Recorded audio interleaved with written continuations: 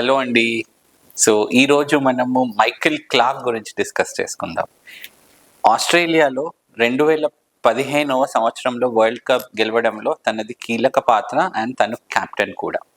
So especially Steve వా అట్లాగే Ricky Ponting తర్వాత కెప్టెన్ ఎవరవుతారు, వాళ్ళకి తగినట్టు పర్ఫామ్ చేస్తారా లేదా అని చాలా డౌట్స్ ఉండేవి ఆస్ట్రేలియన్ క్రికెట్లో. తర్వాత మైకేల్ క్లార్క్ వచ్చిన తర్వాత హీ మెయింటైన్డ్ ద రెస్పాన్సిబిలిటీ తనకిచ్చింది, అట్లా తను వరల్డ్ కప్ కూడా గెలిపించారనమాట. అట్లాంటి మైకేల్ క్లార్క్ జీవితంలో చాలా సందర్భాల్లో 6 మార్లు క్యాన్సర్ అనేది తిరిగి వచ్చింది. తనకి ఫస్ట్ టైం 2006 సంవత్సరంలో చర్మంకి సంబంధించిన బేసల్ సెల్ క్యాన్సర్ అనే క్యాన్సర్ డయాగ్నోస్ అయింది. అట్లా అది చాలాసార్లు తిరిగి వచ్చి రీసెంట్గా మనకి ఒక నెల రోజుల క్రితం కూడా మళ్ళీ క్యాన్సర్ తిరిగి వచ్చినప్పుడు తను సర్జరీ చేసుకున్నారు. ఎస్పెషలీ తన నోస్ పై ఆ క్యాన్సర్ స్పాట్ వచ్చితే అది సర్జరీ చేసి తీసుకున్నారు. ఈ పర్టికులర్ టైప్ ఆఫ్ క్యాన్సర్ని బేసల్ సెల్ కార్సినోమా అంటామండి. ఈ బేసల్ సెల్ కార్సినోమా అనేది సన్లైట్ ఎక్స్పోజర్ వల్ల వచ్చే ప్రాబ్లం ఉంటుంది.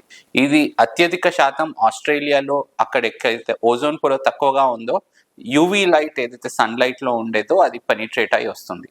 సో ప్రాపర్గా బయటికి వెళ్ళిన సందర్భంలో మనము సన్ స్క్రీన్ అది ఏర్పాటు చేసుకొని వెళ్ళినట్లయితే ఈ క్యాన్సర్ని మనం ప్రివెంట్ చేయొచ్చు. అట్లాగే ఈ క్యాన్సర్ ట్రీట్మెంట్ కంటిన్యూ చేస్తూనే తను క్రికెట్ వరల్డ్ కప్ కూడా ఆడి తన దేశాన్ని గెలిపించాడు. సో ఈ విషయంతో ఏంటంటే సన్ స్క్రీన్ వాడడం అత్యంత ఇంపార్టెంట్. అట్లాగే క్యాన్సర్ మళ్ళీ తిరిగి వచ్చినా కానీ మళ్ళీ దాన్ని కంప్లీట్గా క్యూర్ చేసి మన పనులు మనం కంటిన్యూ చేస్తూ పర్సనల్ అండ్ ప్రొఫెషనల్ లైఫ్లో పాజిటివ్గా ఉంటే అందరికీ తను ఆదర్శవంతుడు అయ్యాడు. Thank you.